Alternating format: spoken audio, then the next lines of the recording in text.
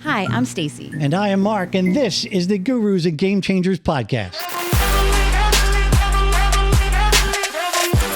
Welcome, Gurus. Welcome, Game Changers. I have to tell you, we have tried for months to get this gentleman in that couch. Yes. And it kept not working up, and we wanted to bring him to you because he's a great person. He's done great things, and it finally happened. Today's guest is David Brunner, DB to his friends and family.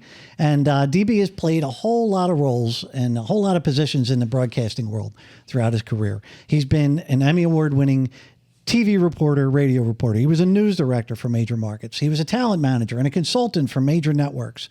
And on top of all of that, for 30 years, he owned a premier media and talent agency. So when the star or the star athlete would say, "Get my agent on the phone," his is the phone that would ring. And I'm sure that's a lot of fun. It might ring right now, actually. Yeah, it might ring. And even with all that success, and this is what really blows me away, even with all that success, a few years ago, he did something even bolder. He started a network.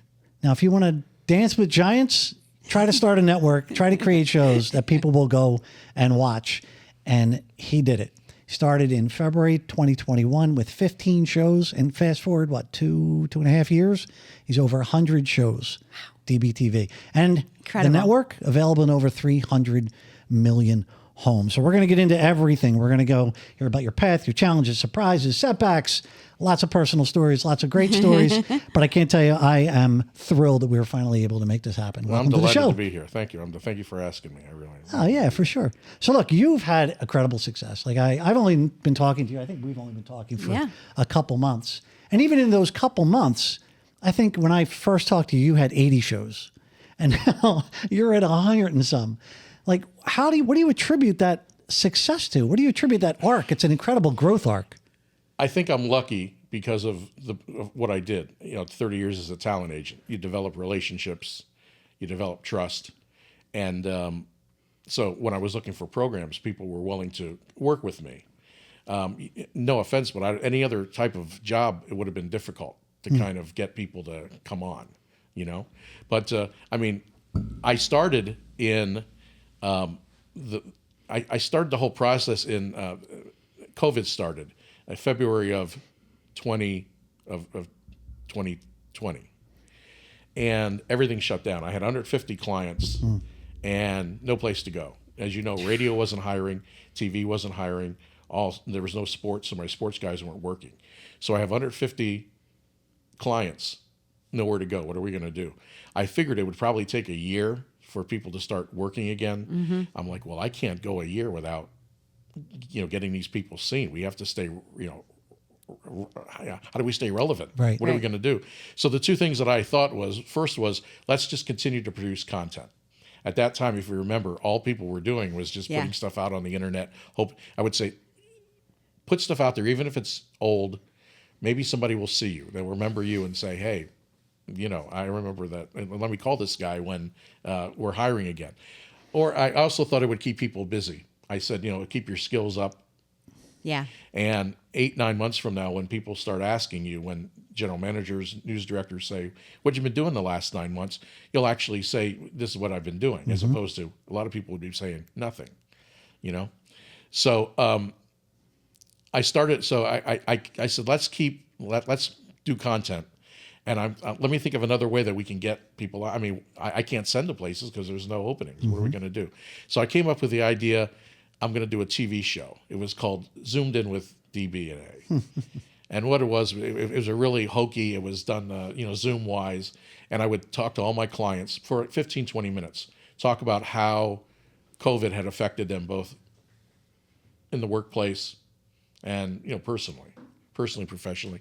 And it was just a regular show. I mean, not even like this, just, Zoom. Yeah, on Zoom. 15 minutes. Yeah, a lot of people just use Zoom. And we put it out, and it ran in a couple cable stations.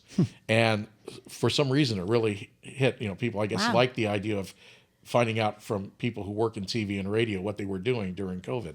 And then around July or August, I actually got a call from the people at Roku. And they said, hey, we saw your show. No way. Wow. And we'd like to know if you'd like to run it on Roku. And at that time, I thought that the shelf life was kind of over. People were starting to get hired again. Right. We were kind of talking not negatively, but we were talking about, well, when we get to work again, when people are going to start hiring again. And that had started. So I thought maybe the shelf life of the show was over. But I had the guy from Roku on the phone, and I said, listen, I'm kind of thinking about this idea. I said, but, I've got clients who have TV shows and who have ideas for shows and want to do show and have content. I'd kind of like to have a network and the guy said, that's a great idea. And I said, well, how much would it cost me? And he said, we'll give you a network for free. Wow. So it's like, you got to be kidding me. Then I just remember at one time we were like, we're at 27 shows. We're at 34 shows. We're at 40 shows.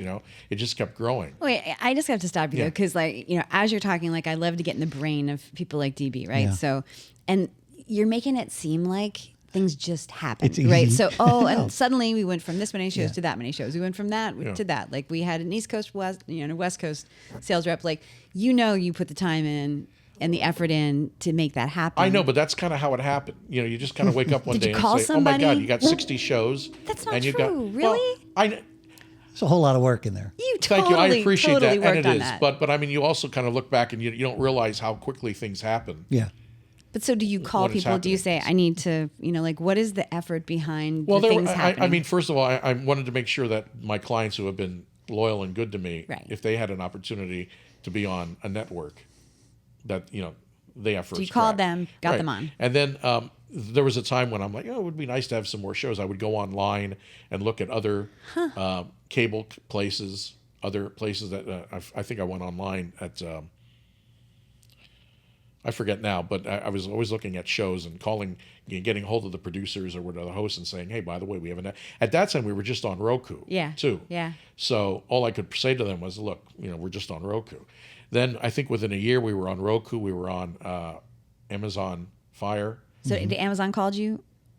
I forget what called them, happened, or? but I think we actually said, hey, could we go on Amazon? Or we had to, and we were on Had to Amazon. do something. Again, looking back, Probably just a whirl. You know what? it- Maybe it's- it did just happen. Yeah, Maybe. but again, sure things what happen. You kind of forget about it. But then we were on Amazon, there, and then right? we're on all smart TVs. Yeah. And then of course we're also on DBTV.TV. Right. But when you went and looked for shows, Yeah. and I'm sorry, you probably have questions, Mark, Go but when on. you went and looked for shows and you were like trolling on cable, like what do you look for? Like what, someone charismatic like Mark and I, or would you? Yes, yeah. But, it's funny because Just people, kidding. Sorry. Right there. people That would was say to good. me, even my own wife would say to me, well, how come you don't show CSI? How come you don't show Leave It Right. to Beaver? And I said, because everybody is. Yeah.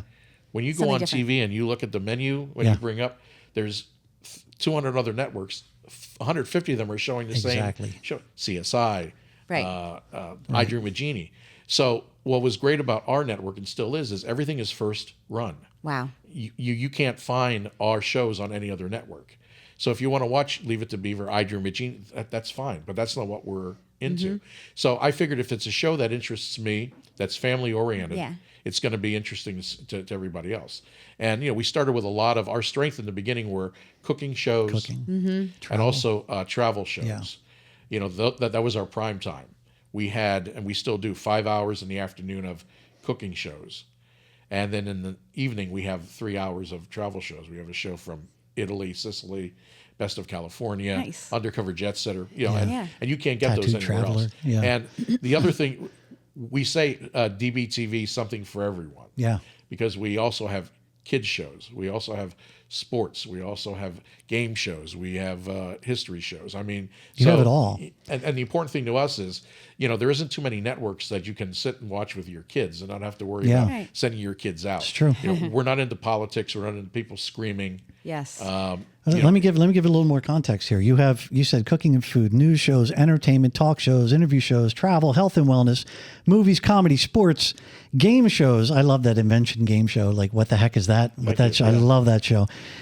Shows about cars, shows about gadgets, Valor TV and veteran shows, veteran impact shows, and even a show that I love the title is called Rarity of Nature, where it's a show about people who follow their dreams.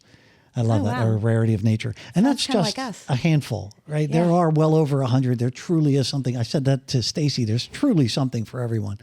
And it's just a testament. Like, I know at one point, you and I were talking about you wanted to launch a pickleball show. I don't even know where that stands. That might have been one of the 20 that you launched in between.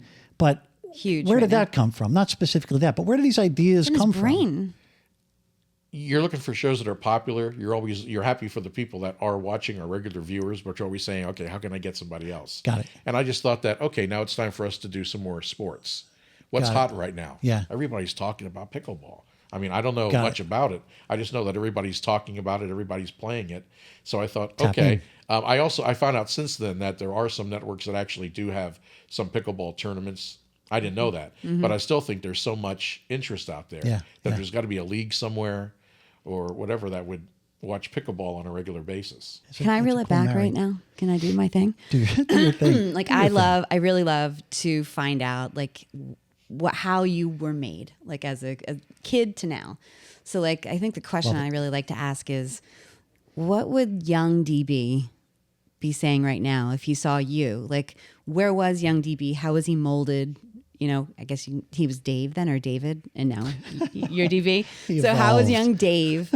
You know, did you have a big family? Like what, you know, who were your mentors? Who were your gurus? Was it your parents? Was it your family? Yeah, I was adopted. Okay. So I don't know who my real parents are, but I didn't Biological. care because I was brought into a home that was loving. I had, Awesome. 2 older brothers, and I was just I loved TV. I mean, when everybody else was outside playing and doing things, Yay, I was love in front TV of, too. I was on TV watching, TV, watching news, and trying to, get it, breathe it all in. And, even though I love my parents very much, when I was at a young age, I realized when I was in 6th, 7th grade, I wanted to get into TV news. I really want to be a news guy. Yeah. And my mom was like, no, you better not. We can't afford for you to go to college. Okay. The people who work in TV are special people. They all know certain people. They're all from big cities. They all know famous people. So don't get your hopes up about being in TV news. So What did you say to that? and I'm like, well, okay. I mean, sometimes it's a shame because a lot of times the friction that you get, or the not bad advice, but the Like the pushback. the pushback you get, unfortunately, from the people who know you, Yeah. love you. Yeah. And so it's very hard to say. So what you do is you just say, okay, well, I'll show them. That's exactly what a lot of people on I'll this show 'em. podcast say Okay. the Our same last thing. guest said the same thing. Yes. I mean, I'll show 'em. And I ended up following my dream and becoming a TV reporter. And so I can honestly tell people, here's the thing. When I was young, I was told by my parents, can't afford college. Don't worry about being a TV reporter. I went out, I became a TV reporter. For Did you go to 15 college? years. Did you? Yeah. Yeah, I you went ended to up going college. co- Yeah. I mean, my parents didn't know that there was grants, Scholarships, and yeah. Other scholarships ways, and loans yeah, and other things like ways. that. And then when I started my talent agency, everybody was complaining about their agent. Well, my agent takes a week to call me back. My agent's pushing me with 6 other people for the same job. And I would say, well, why do you tolerate that? Well, because all agents are like that. So I decided, well, I'm going to be different. I'm going to be an agent who actually calls people back the same day. Right. I'm not going to push people for the same job, right? Yeah. And again, everybody push back. You can't do that. It's never been done. It's not going to work. And that gives you the fire, Yeah. right? Why? Yeah. Well, because nobody else does it that way. So I remember in '93, I decided to start the agency. It was a Labor Day weekend in '93. And I said to my wife, I'm going to do things differently. I'm going to actually be an agency that calls people back the same day. We're not going to pitch multiple people for the same job. We're going to do short contracts, that type of thing. And I said to my wife, if I get 10 people who believe in me by the end of the year, I think I might be onto something. And I had 40 clients by the first month. Of course you did. And I thought, okay, people do want this. It can be done. And I started my 31st year in September as a talent agent in a business that doesn't have a lot of talent agents who Churns them out, last yeah. that. I can count on my one finger and have some digits left as far as Right. people who started the same time I did. A lot of people would start, find out how difficult it was, or go back to being a news director or whatever they were. So when people ask me, did you know you were going to be a talent agent for 30 years? I really didn't. I kind of thought, well, let's see where it takes me. Maybe I'll become a news director again, or maybe I'll go back on the air again. You never know what life's going to take you. But if somebody would have said to me, you're going to be a talent agent for 30 years. Yeah. I would have said, I don't know about that. So it's funny you say that about you being an agent that calls back immediately, because we were talking. I always knew if I texted you, my phone was going to ring. I love that. You're like that guy, which also speaks to that mindset, right? That work ethic to get shit done, if I could say that. But he also calls you even if he doesn't. So I said to you, I told you, I'm like, you're the only person I've talked to like that could potentially be a client that calls me and says, I do want to be a client, but I can't be a client now. And you keep in touch and you're like, let's keep talking. Like, it's so unique. That doesn't happen. It doesn't happen. So where does that come from? Yeah. Where does that relationship building and that work ethic, where does that come from? I mean, that's the way you Just how treat you people build. the way You're a that you stand-up should guy. want to be treated. And something I tell all the time is, we're in a business of communication, Amen. But not a lot of it goes on. Yeah. You would think that a business where we're paid to speak and write and do well, there would be better communication going on. And I just decided that, if I was going to do things right and differently, that being aggressive was going to be, and just treat people with respect was going to be the way it was going to be. Yeah. I mean, I don't know how else you could do it. Yeah. I do know there's agents and other people in this business out there who don't return calls or who, take a week to return calls or don't treat people very well. That's on them. I just don't. I just couldn't see doing business like that. So going back to what you were saying, right? Just tapping back into the past. Did you have somebody that sort of said, "Let me take you under my wing," or I'm somebody who was your guru? Well, I wish I did. I wish I could say that. Because being an agent is kind of a very, you're kind of out for each other. Yeah, and it's competitive. I thought to myself, geez, it would be nice to kind of pick somebody's brain, but I also knew that I would be in competition with them. Yeah. I also knew that I was going to be doing things different than what they would tell me. So it was really a lot of, I wish I had a guru in the agency business that I could tell you about, but I didn't, because I didn't want the competition. I didn't want them to know what I was thinking, what I was doing. Maybe if I had failed or things were slow coming out of the gate, I would have thought, okay, I'm going to need some guidance here. But things kind of hit it. You didn't need I was a guru. lucky right away. Yeah. So I'm like, okay, I really don't need somebody. Yeah. But I do think it's great to have a guru. It's good to have somebody you can call and ask. I just didn't. I just didn't want the competition. I just didn't. But I have a question though, because I mean, it just seems like success just kind of finds you, and you've been so successful for so many years. I'm going to ask you to do a little bit of my homework for me. I have to speak to the Entrepreneurial School, the Horn School of Business at University of Delaware. That's awesome. About failure as an entrepreneur, right? And failure is a daily thing, as far as I'm concerned, in entrepreneurship. What would you say? Like if I came to you and I said, okay, DB, talk to the University of Delaware Entrepreneurial School Love it. about failure. What would be something that you'd talk about? First of all, I would be honest. Yeah. I would just be honest about my experience, There's so many quotes out there from people who talk about, and they're great quotes about, failure and all that. But I mean, you have to be willing to take chances. And, I always tell people, I go, geez, if you want to get into TV, get into TV. If you fail, okay, but at least you did it. You don't live the rest of your life saying, geez, I wonder if I would have been a success in TV, radio, whatever you want to be, So it really takes, you used the word earlier, balls, to kind of say, okay, I'm going to do this. Did you say balls? I did not. I don't think we were on at the time. But it's okay to it's okay to have a failure. Have you had one? Like, when's the time you were like in the trenches? Like, oh my God, I don't know if I can go one more day. Oh yeah. There's times when I would say, I would say, geez, I don't know if I'm going to continue to do this. I mean, How did you pick yourself up again? I mean, you've got bills to pay. That's enough of a. Yeah. I think the fact that you've got a family that's expecting motivation. You that you got to take care of. You got animals to feed. You've got the children. I always just said, hey, I'm not going to be a failure. I'm not going to stop now. And the other thing is, I always kept saying all the good that I've done up to this point is now nothing.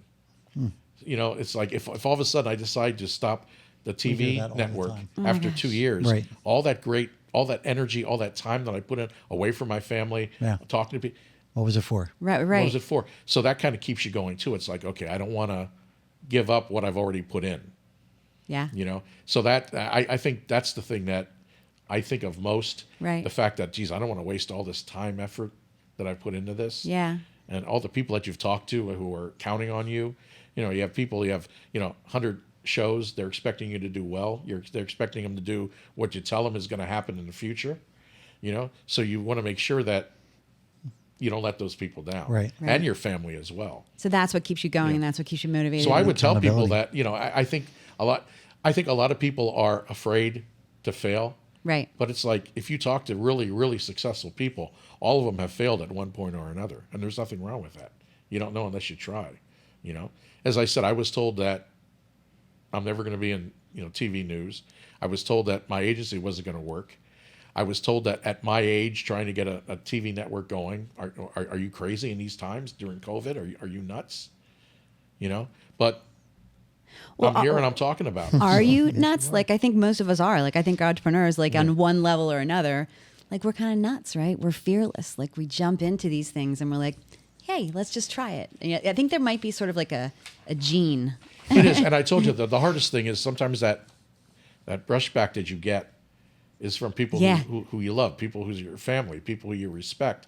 And, you want to say to them, I'm going to keep going. And they don't like that. But, here's the thing. People really don't know what your business is. I mean, I have a lot of friends who told me I was going to fail, but they had no idea what the television business was like. They had no idea what an talent agency was like. They had no idea where to start as far as with a TV network. So a lot of times you have people who just say, oh, it's not going to work, but they don't know. Why do people say that? They haven't done, because I think that's the way to, people love to knock people down and then watch people rise again and then knock people down. That's the way it is. We all love a comeback story, so we create the comeback that's story true. by That's actually a knocking them positive way down. of But I would looking just at be it. honest with them. I would tell them about great things that have happened with you and with the studio, things you've done. But also I would be honest with them and let them know that it's okay to fall flat on your face or to have bumps in the road. Yeah. I think all of us felt that way around COVID. So let's talk about some of those bumps from a personal standpoint, because it doesn't look like you had a whole lot of bumps professionally, like luck, and it just happened. Exponential growth, I'm sure there were plenty. Resilience, great. Right. But personally, and I know you're okay talking about this, personally, you've hit several bumps. Tell us about that, because that was along the way. Yeah. Multiple times. I'm trying to think of the first year. I want to say 2010. I found out that I was stage 4 cancer. Stage What? 4? I didn't realize it At was that stage point 4. already. Wow. And right away, I was only 50 years old when that happened. Where did it start? It was prostate cancer. Oh my gosh. And so right away you start thinking, oh my God, 50 years old, and I've already at that point had so many years into I'm going to lose the agency, I'm going to lose my family. I mean, that's that's kind of what you think about. And I didn't put it off, but they said you got stage 4 cancer, you better do something right away. But I didn't want to do the prostate surgery. I said, okay, they now have other things. I guess they have like those steel balls, I guess they call them, or radiation balls that they put in, and also there's kind of radiation therapy and all that. Yeah. And I was hoping that was an option for me, but everywhere I went, they kept saying, "No, you're too far along. You've got stage 4." So I was like, "Okay, fine." So I thought it would be the end of the world, but it wasn't. I mean, it was just a bump in the road. How was it a bump in the road? Yeah. How did you get better? That's what from I want, stage that middle 4 cancer? part. I want like I thought it was the underworld, but I didn't want to lose the agency. Right. I didn't want to lose my family. I wanted Right. I loved what I was doing, and I just said I'm going to get through it. I'm just going to I'm going to So make you it just a just- bump in the road. I mean, you just kind of do it that way. one foot at one step at a time, just Yeah. got through it. I mean, I wasn't going to let that stop me. Yeah. And then I think 6 years later, I developed this rash on my face. It looked like my face was on fire. Oh my gosh. And for about a year and a half, I went everywhere looking for. First they told me that I was allergic to that stuff that they put on dogs, so that they don't get and tick? fleas and ticks and Okay. stuff. Which I thought, well, that's kind of strange. Yeah. And then they also told me that it was my bedding, that I was like down or whatever. But the thing, it was just from here up. It wasn't. If it would have been. It would have been all Bedding over. so I spent a year and a half being misdiagnosed, and then finally, about the 4th or 5th time, I was having dinner with my wife, and ironically we were across the street from the hospital, and I started making faces. My wife didn't know what was going on. I couldn't swallow. Oh no. So she took me over to the hospital across the street, and again I had been sent home so many times. They just said, "Oh, it's this, it's that."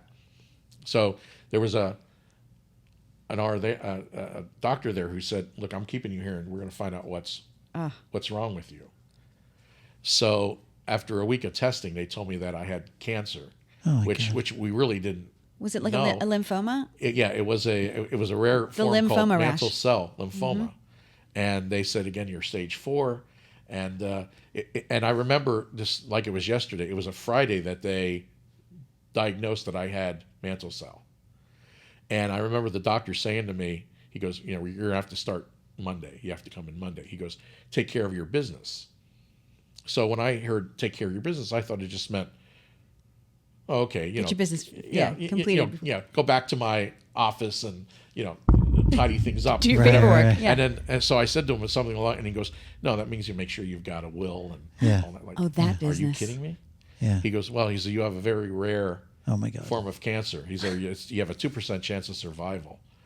So it's like, well, okay, I'll take those odds. So again, what was I concerned about? Losing my agency, which I had more years in the agency. I still had hundreds of clients. I loved what I was doing, and my family. I was still relatively young. I was still in my 50s when This it is happened. 2016. I think that around there, yeah.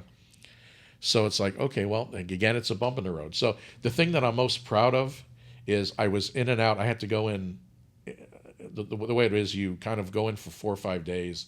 They give you the chemo. You kind of go home for 6 or 7 days. But during those 6 and 7 days, you have a lot of things. You still go back to the hospital. You have to get platelets. You have to get checked. You have to get all this. I didn't miss a single day of work. I was very proud of that. Yeah, I mean, I should took be. my Wow. laptop with me. I had my phone with me. Did anyone tell you to just calm down? And because everyone, when I just was sick, was like, okay, you need to go lay down. You need to calm down. You need to In fact, not the push doctor, yourself. Yeah, the doctor said to me, don't tell anybody what you're going through. And I said, I can't because, first of all, I've been honest with my clients and my friends since day one. Right. Why do I want to hide something like this? And the second thing is, I think that if there is a day when I'm not feeling up to it, Right. I think I owe it to my clients to understand why I didn't get back to them that Right, day. right, that right. maybe I'm having a bad day or two, that I may not be able to get back to you that day. So I said it's only fair that I tell. And also, everybody warned me, well, you're going to have people who are going to expect you to be there every day for them, and they may drop you as a agent. And I thought, well, okay, if that's the way it happened. Right. And the other thing I'm most proud of is nobody Nobody dropped dropped you. me. Everybody stayed with me. TV. They were loyal, which was fantastic. I'll always remember that. That's wonderful. And I had people calling me and calling my wife. My wife was going crazy because she would take calls every day from people because they didn't want to bother me. But I was still doing business, Yeah. So so again, it was just a bump in the road. 8-9 months, but I still continued to work. Wow. And then 4 or 5 years later, they said to me again. They said your cancer is back. Which one? But it was the prostate cancer. Oh, yeah. Because if it would have been the mantle cell, it would have been really bad. Because one of the problems with mantle cell is that when you get it, and you get it again, it's fatal. So I'm thinking, oh my God, it can't be the prostate because I already had that taken out. But it turned out that I had prostate cancer when I was 50. So I was in my 60s at this point. I was just getting to 60. They said we have to go down. We have to kind of do some maintenance for you so that you don't have that problem down the road. Right. So again, 3 times. 3 times. It's Wow. like, okay, that's enough. 3 times. And you beat it. Yeah. 3 times. And you're in remission, Yeah, remission, Yeah. even though there's only 2% chance. Yeah. Wow. Did that change your outlook on life? People that Oh go yeah, through I that? think you talk to How so? anybody, they'll tell you that you're grateful for every day. You're grateful for the little things. You don't worry about the small things. You really tend to appreciate things an awful lot, and you look at things differently too. And you say, well, hey, that thing, I can't believe that 2 years ago that thing was so important. Right. I can't believe that I didn't talk to that person or I did that because looking back, oh my God, that's so stupid. Because you're playing with house money now. Yeah. That's basically how I look at it. Wow, that's You're cool. playing with house money. So, you got to really appreciate things. Yeah. I was reading some of what you sent to us, or what we found on you. You had said that it's important to choose and specialize in a field that you are completely devoted to and that you protect as if it were your own. Yeah. Is that how did you come to that mindset of that's what success is? Well, somebody already had the great line, which is if you find something that you really like Yeah. You never work a day in your life. Yeah, yeah. And I think that's a great quote, and it is true. But I kind of wanted something about that. I mean, you really have to protect everything you've done. I mean, all the work that you've done to that point, you have to protect it. People have to know that you're very adamant about your work and your work ethic, and you're proud of your work and all that. So I think that quote kind of encompasses what my mindset is, which is I'm very serious about my work. I put a lot of time into it. Don't take anything away. And you from love it. it, and you're passionate about it, which is so cool.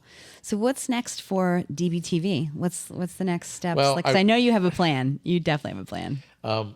We're talking to somebody now about doing a big expansion. I wish I could announce it today, but we can't. Come on, DB. Well, check your phone. Let's Maybe you announce can. We're working it. on it. Trust me, when we announce it, which will be shortly, everybody on social media will know it. Yeah. But it's going to be nice to see after 2.5 months or 2.5 years of building it, that it's going to be at a place where more people can see it That's fantastic. and all that. So maybe you'll have me back and I can talk about Yeah. Yeah. Anytime. going from point B to point C. Be a whole different story. Yeah. Be even more success on an already successful story. That's wild. But that goes to about saying that you can't do things. I mean, you're told you got a 2% chance of survival. Right. I mean, And you survive. There's a lot of people who would just say, "Well, I don't like those odds." I'm done. Yeah.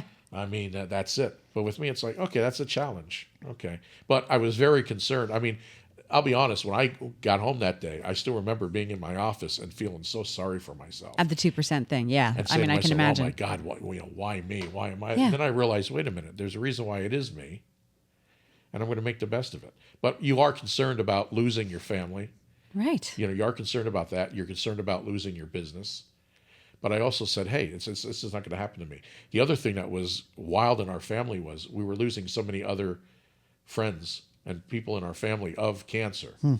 So when you lose them and you're still alive, Right. you There's a think to survivor's yourself, guilt. wow, this is really, Yeah. why me? Yeah.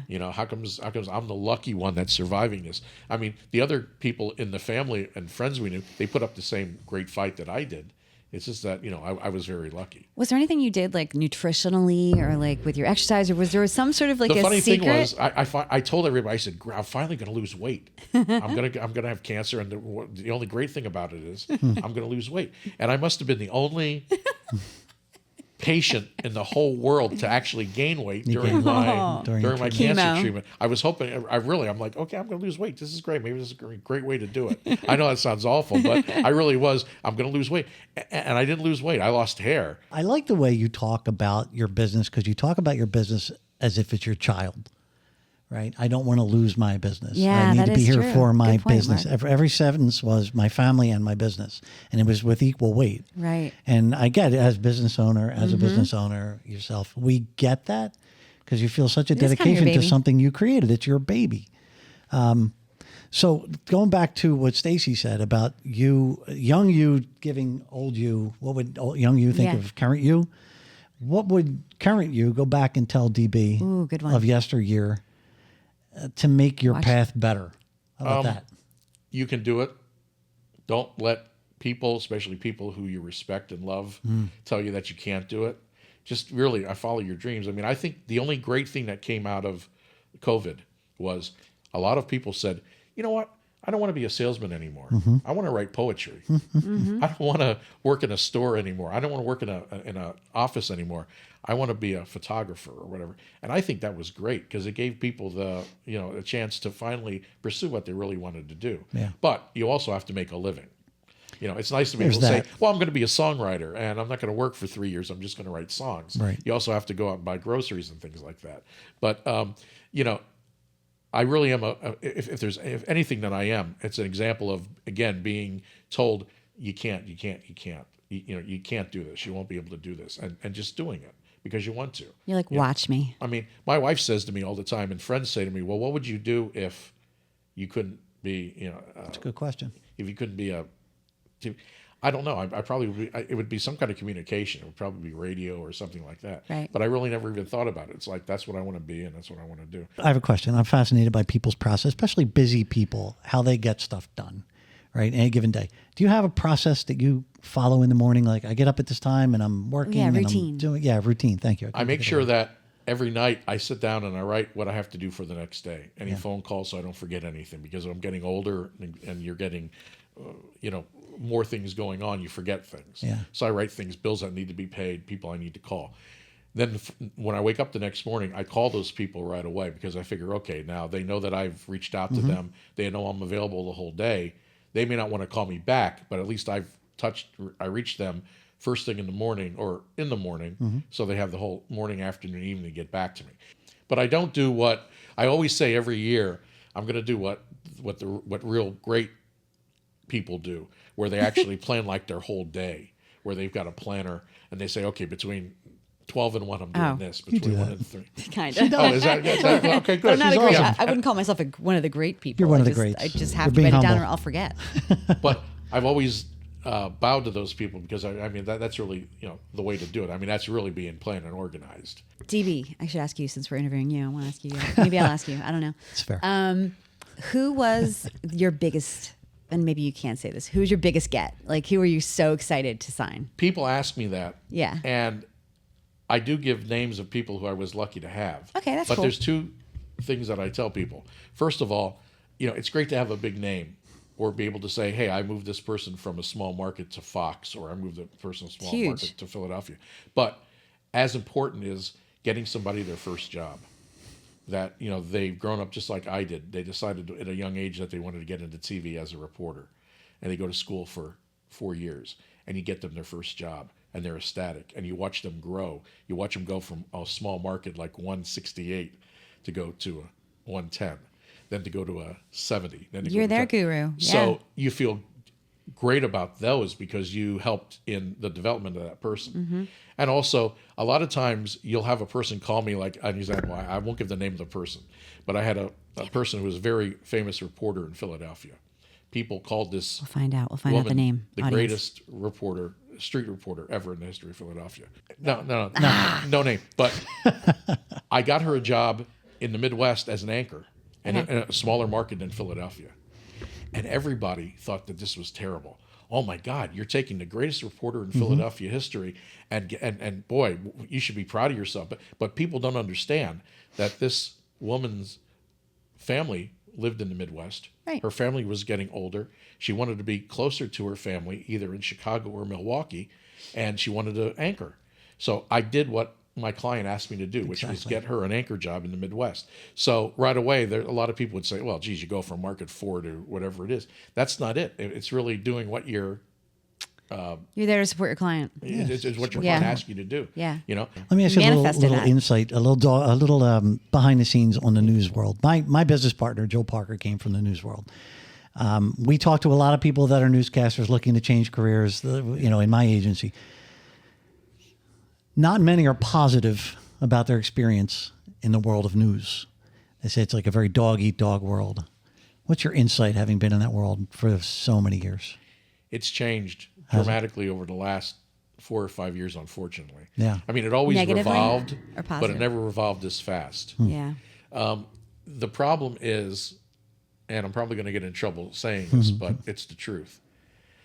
The problem with radio many years ago was you had somebody who was working in Baltimore, and they're telling radio stations in Louisiana, New Mexico, California, these are the songs you're going to play.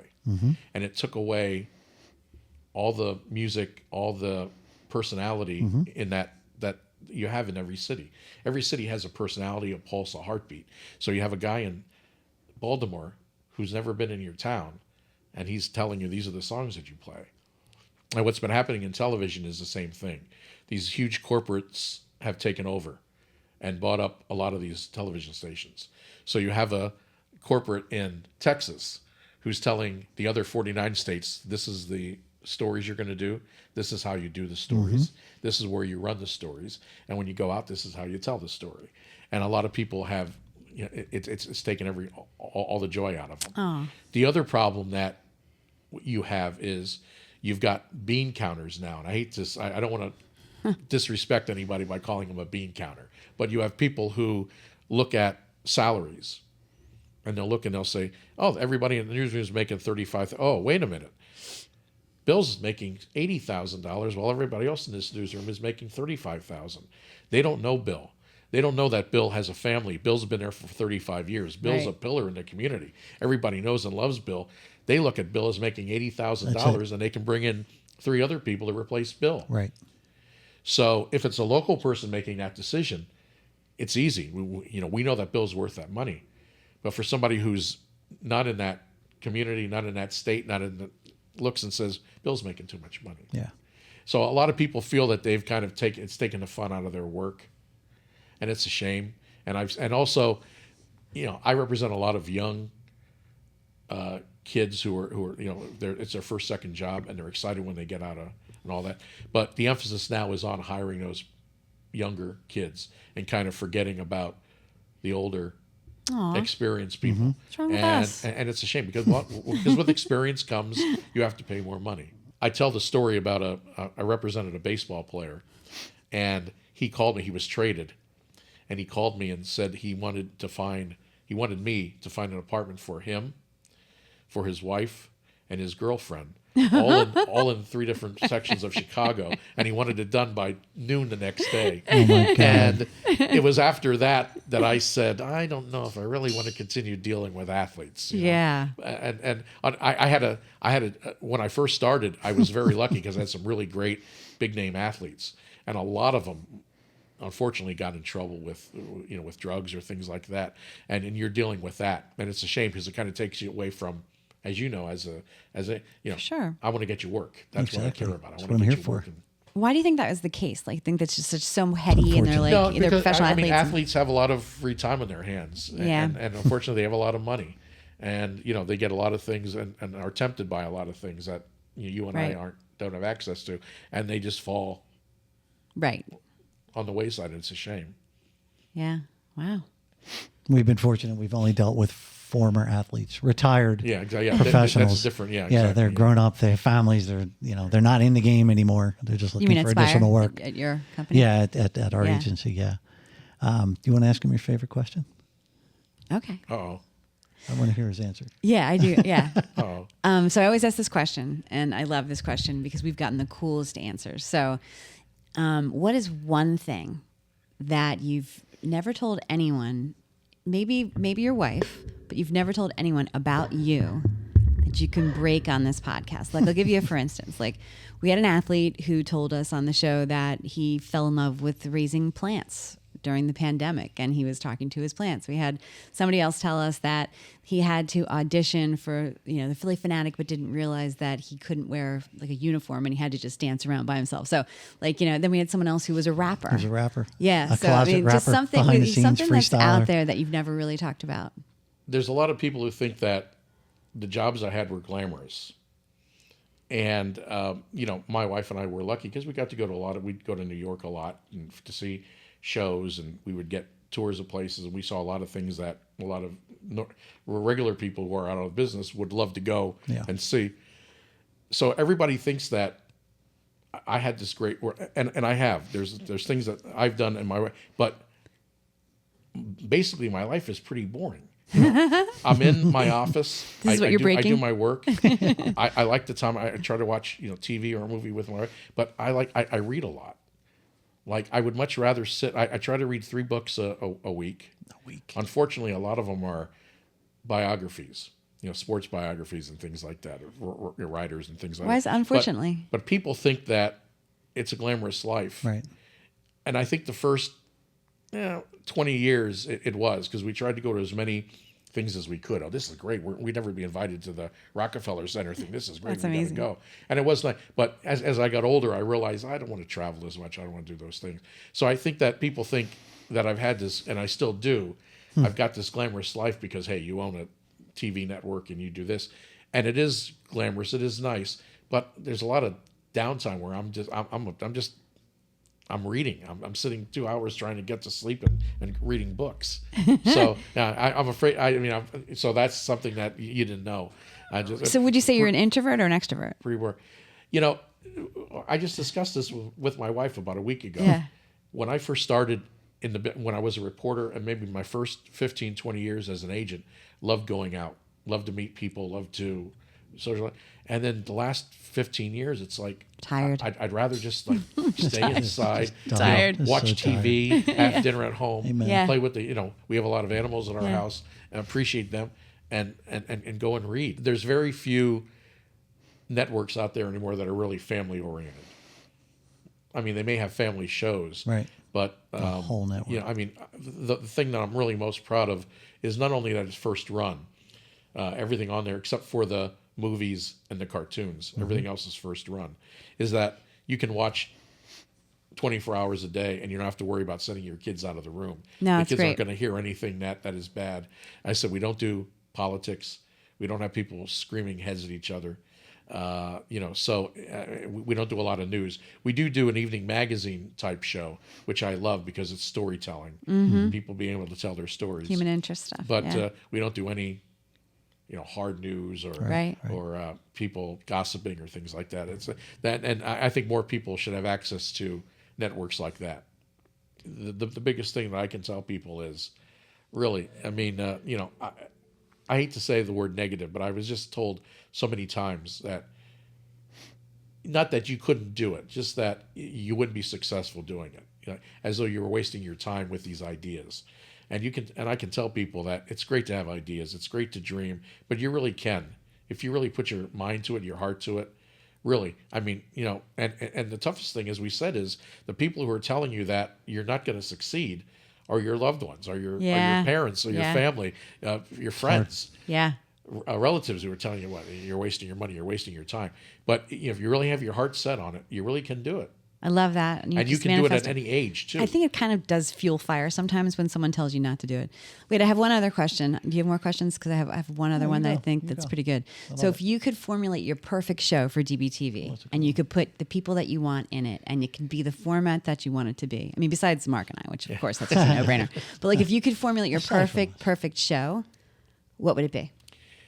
I'm an evening magazine guy. I worked for Evening PM Magazine. If you remember that show from the 80s where It's entertainment people told stories, tonight. the type of stories that you wouldn't see on the regular news. And I think more than ever, we need those feel-good stories. Yeah. We need positive stories. Love it. They're missing. Which Valor TV, Health wonderful. 24/7, the shows that we have, stories about people who are first responders, nurses, doctors. Beautiful. And their stories. They have lives just like all of us.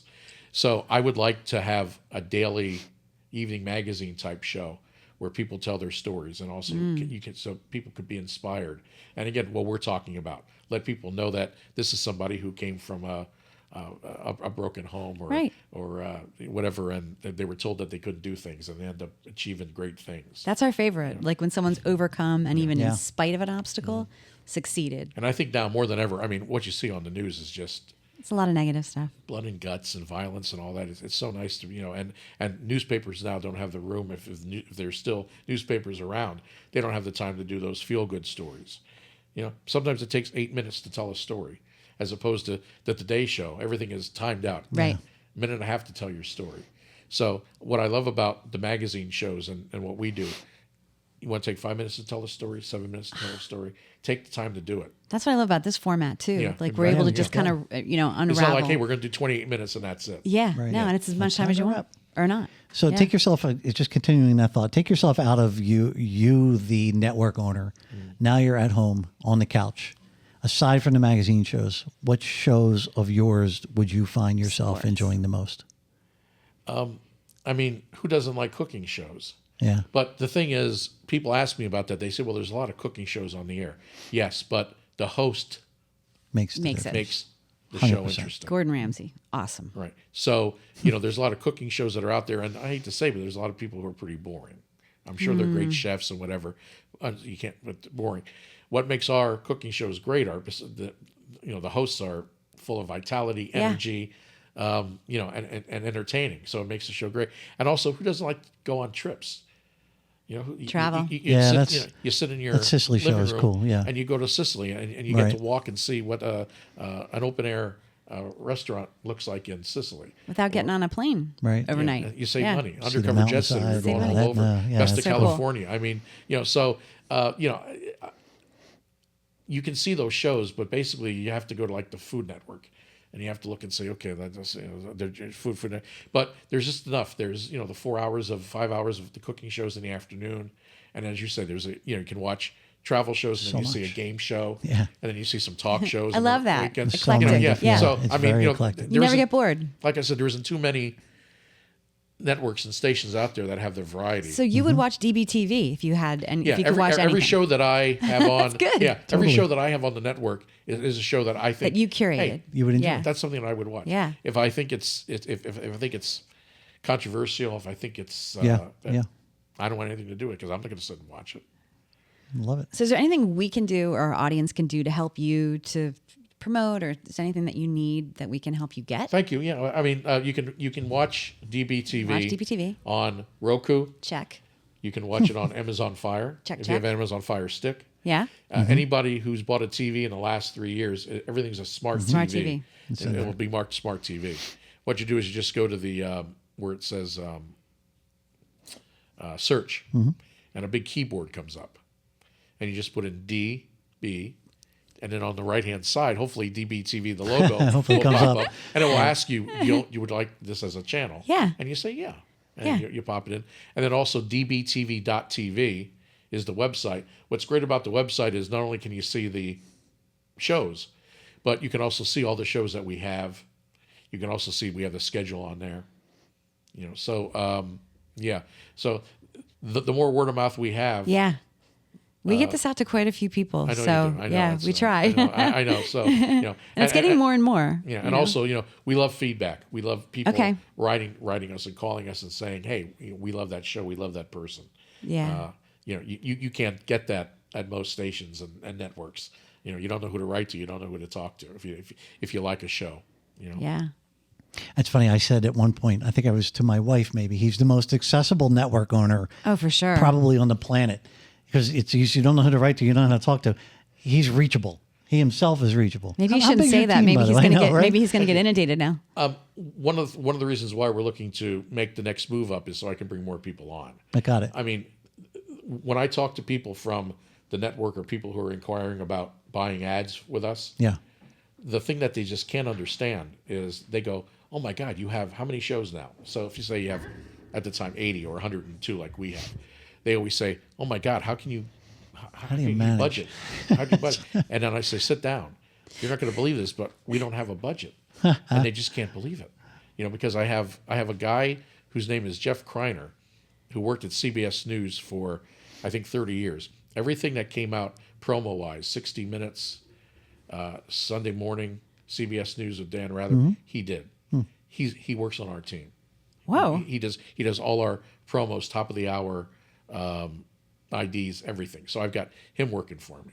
I have a guy named Phil Andrews, who anybody in Philadelphia knows who Phil is. Sure. He was a Yeah. weekend sports guy at Channel Sure. 6. He does. He's like a continuity guy. He works on our website.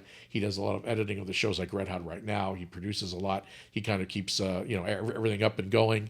And we want to bring more people on who are like that, who are talented. And hopefully this move that we're talking about, we're going to be able to add more people on. It's great. Incredible. And also we'll be able to have a budget.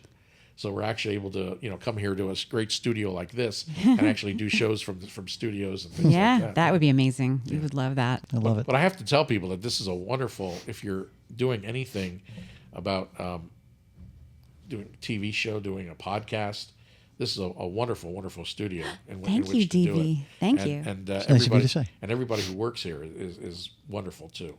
So it's a great place, and it's affordable, which I'm sure you're not going to be upset about too. No, Right. we are. It really is a really great place. In fact, we hope to do some things here in the future. That would be the dream. At Mainline. We would love that. Mainline She's Studios. amazing. Yeah. We're all I've amazing. said it many times. I'll Love say it fest. again It's on a air. love fest. She's amazing. But sometimes good things have to come to an end, Are we like done? this podcast. Okay. Yeah. This is awesome. Yeah.